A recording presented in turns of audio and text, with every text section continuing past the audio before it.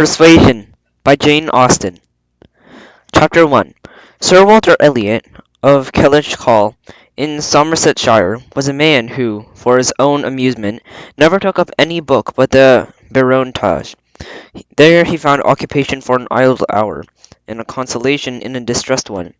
There his faculties were roused into admiration and respect, by contemplating the limited rudiments of his earliest patents. There any unwelcome sensations arising from domestic affairs changed naturally into pity and contempt as he turned over the almost endless creations of the last century. And there, if every other leaf was powerless, he could read his own history with an interest that never failed. This was the page at which the favorite volume always opened. Eliot of Kellynch Hall.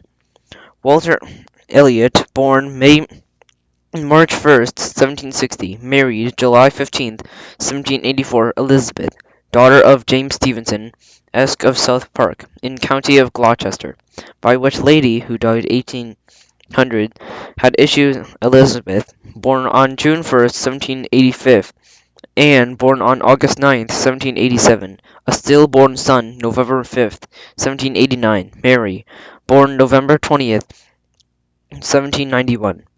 Precisely such had the paragraph originally stood from the printer's hand, but Sir Walter had improved by adding it, for the information and his family's, these words after the date of Mary's birth: married December 16th, 1810, Charles, son and heir of Charles Musgrove, Esq. of Uppercross, in the county of Somerset, and by inserting the most accurately the day in the month on which he had lost his wife.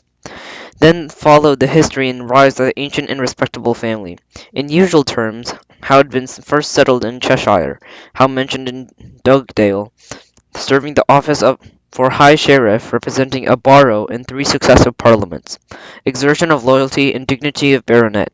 In the first year Charles II, with all Marys and Elizabeths they had married, forming altogether 2 handsome 12mo pages, and including some with arms and motto, principal seat, Kellynch Hall, in the county of Somerset, and Sir Walter's handwriting again in this finale. Heir presumptive, William Walter Elliot, Esq., great grandson of the second Sir Walter. Vanity wasn't the beginning and the end of Sir Walter Elliot's character, vanity of person and of situation. He had been remarkably handsome for his youth, and at 54 he was still a very fine man.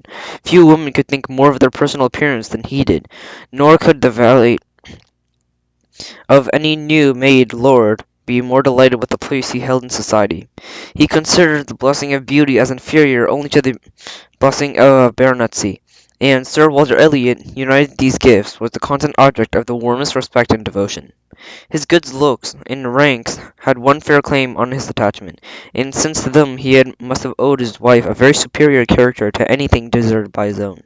Lady Elliot had been an excellent woman, sensible, amiable, whose judgment and conduct, if they might pardon the youthful infatuation, made her Lady Elliot, and never required indulgence afterwards. She had humoured, or softened, or concealed his fallings, and promoted his real respectability for 17 years, and although it was not the happiest being in the world herself, she had found in her duties, her friends, her children, to attach her life, and made no matter indifference to her when she was called on to quit them.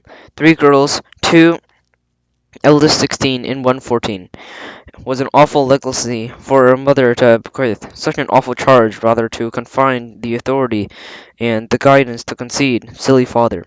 She had, however, one very intimate friend, a sensible, deserving woman, who had been brought, by strong attachment to herself, to settle close by her, in the village of Kellynch. On her kindness and advice, Lady Elliot had mainly relied for the best help and maintenance of good principles and instruction which she had anciently given her daughters. This friend and Sir Walter did not marry, whatever might have anticipated on the head of their acquaintance. 13 years had passed since Lady Elliot's death, and there were still near neighbours and intimate friends, and one remained a widower, and the other a widow. That Lady Russell, of steady age and character, and extremely well provided for, should have no thought of a second marriage, and needs no apology to the public, which is rather apt to be unreasonably discontented contented when a woman does marry again, and than when she does not. But Sir Walter continuing in singleness required an explanation, and to be known then that Sir Walter, like a good father, having met with one or two private disappointments in very unreasonable applications, prided himself with on remaining single for his dear daughter's sake. One daughter, his eldest, would have really given up anything which had not been very much tempted to do. Elizabeth had succeeded at 16 to all possible of her mother's rights and consequences, and being very handsome and very like himself, her influence was always great, and they had gone together most happily. The other two children were of inferior value. Mary had acquired a little artificial importance by becoming Mrs. Charles Mungrove, but Anne, with the elegance of mind and sweetness of character, must have been placed her high with any people of real understanding, and was nobody with either her father or sister. Her words had no weight. Her convenience was always to give way. She was only Anne. To Lady Russell, indeed, she was the most dear and highly valued goddaughter, and favourite and friend. Lady Russell had loved them all. But it was only in Anne that she could fancy her mother to revive again. A few years before, Anne Elliot had been a very pretty girl. But her bloom had vanished early, and even at its height her father found little to admire in her. So totally different were her delicate features and mild dark eyes from his own. There could be nothing in them, now that she faded thin, to excite his esteem. He never indulged much hope. He had now had none, ever reading her name in any other page of his favourite work. All equality and alliance must rest with Elizabeth, for Mary had merely connected herself with an old country family of respectability and large fortune, therefore had given all honour and received none. Elizabeth would, one day or another, marry suitably. It sometimes happened that a woman is handsomer at 29 than she was 10 years before. And generally speaking, if it had neither ill health nor anxiety, it is a time of life where scarcely any charm is lost. It was so with Elizabeth. Still the same handsome Miss Elliot she had begun to be 13 years ago, and Sir Walter might be excused, therefore, in forgetting her age, or, at least, deem himself only half a fool for thinking himself in Elizabeth as blooming as ever, and amidst the wreck of good looks of everybody else, for he could throw plainly to see how old all the rest of his family and acquaintance were growing. Anne haggard, Mary coarse, and every face in the neighbourhood worsting, and a rapid increase of Crowfoot about Lady Russell's temples had long been a distress to him. Elizabeth could not quite equal her father in personal contentment. 13 years had seen her mistress of Kellynch Hall, presiding and directing with self-possession and decision which never could have given the idea of her being younger than she was. For 13 years she had been doing the honours, laying down the domestic law at home, and leading the way to the chaise and four, and walking immediately after Lady Russell out of all the drawing-rooms and dining-rooms in the country. 13 winters revolving frost had seen her opening every ball of credit which a scanty neighbourhood afforded. 13 springs strewn their blossoms as she travelled up to London with her father. For a few weeks' annual enjoyment of the great world, she had great remembrance of all this. She had the consciousness of being 9 and 20 to give her some regrets, and some apprehensions. She was fully satisfied of being still quite as handsome as ever, but she felt her approach of years' danger, and would have to rejoice to be certain of being properly saluted by the baronet within the next 12 months or two. And might she again take up the books of books with much enjoyment in her early youth, but now that she liked it not, always to be presented with the date of her own birth, and see no marriage follow but that of the younger sister, made the book an evil, and more than once, when her father had left it open on the table near her, had she closed it, and with averted eyes pushed it away. She had had a disappointment, moreover, which that book, and especially the history of her own family, must ever present the remembrance of the heir presumptive, the very William Walter Elliot, whose race had been so generally supported by her father, had disappointed her. She had, while a very young girl, as soon as she had been known to be, in the event of having no brother in the future baronet, meant to marry him, and her father always meant that she should had not been known to them as a boy.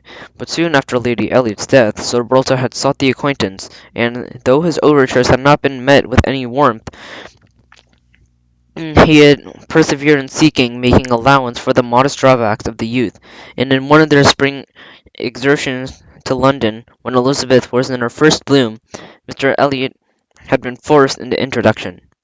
He was at that time a very young man, just engaged in the study of law, and Elizabeth found him extremely agreeable, and every plan of favour was confirmed. He was invited to Kellynch Hall, and he was talked and expected of all the rest of the year, but he never came. The following spring he was seen again in town, found equally agreeable, then encouraged, invited, and expected, and again he did not come. The next tidings were he was married. Instead of pushing his fortune down the line and marked out for the heir of the house of Elliot, he had purchased independence by uniting himself to a rich woman of inferior birth. Sir Walter had resented it, and the head of the house, he felt as he ought to be consulted, especially after taking a young man so publicly by the hand, and for they must have been seen together, he observed, at once at Tattersall, and twice in the lobby of the House of Commons. His disapprobation was expressed, but apparently very little regarded.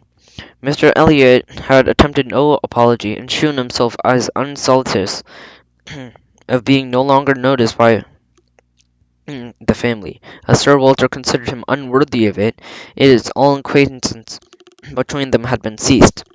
This very awkward history between Mr. Elliot was still, after an interval of several years, felt with anger by Elizabeth, who, like a man for himself, and still more being her father's heir, and those strong family prides could only see him as a proper match for Sir Walter Elliot's eldest daughter.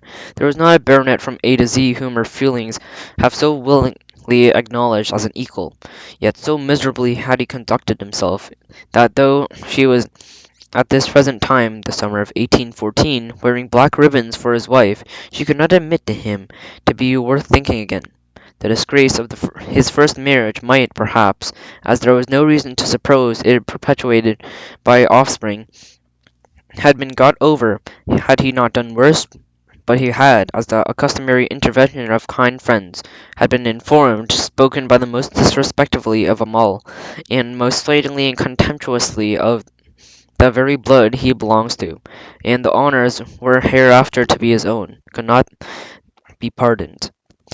Such were Elizabeth Elliot's sentiments and sensations, and such the care to alloy the agitations that vary in the sameness and elegance, the prosperity of nothingness of a scene of life, and such feelings to give to interest of a long uneventful residence in one country circle, to fill the vacancies which there were no habits of utilities abroad, no talents or accomplishments for a home to occupy. But now another occupation in solitude of mind was being to be added to these.